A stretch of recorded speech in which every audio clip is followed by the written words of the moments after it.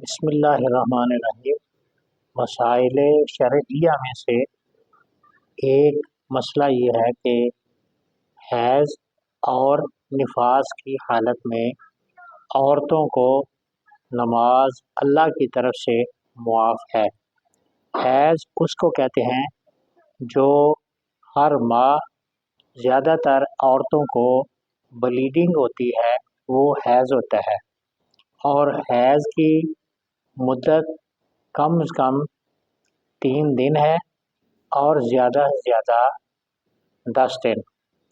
3 دنوں سے کم حیض نہیں بلکہ وہ بیماری ہے، 10 دنوں سے زائد وہ حیض نہیں، وہ مرض ہے۔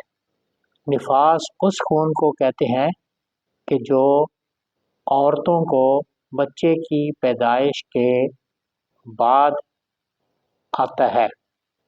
نفاس کے خون کی کم از کم مدت وہ مقرر نہیں ہے، وہ ایک لمحہ بھی ہو سکتی ہے، ایک دن بھی ہو سکتی ہے، 10 دن بھی ہو سکتی ہے، زیادہ بھی ہو سکتی ہے، لیکن زیادہ سے زیادہ نفاس کے خون کی مدت وہ 40 دن ہے۔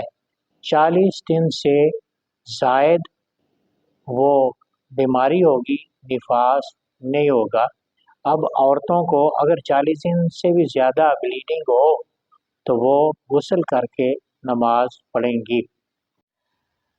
حیض اور نفاس کی حالت میں روزوں کا حساب لگا کے غیر رمضان میں ان روزوں کی قضا کی جائے جو حیض اور نفاس میں نہ رکھے گئے تھے۔